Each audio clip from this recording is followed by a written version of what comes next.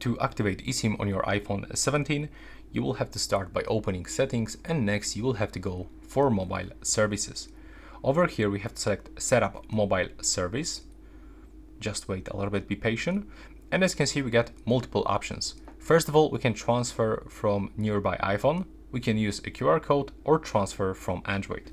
Let's say that in this video, I'm going to show you how you can do this by using the QR code. So it's just over here. Now we have to go for the scan QR code, but also we can enter details manually by clicking over here. So if you've got an activation code and all the details, you can use your keyboard and click next.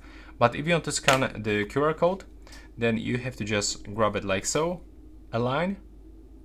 And now, as you can see, if the QR code is correct, you will be able to go forward and actually accept all of those permissions.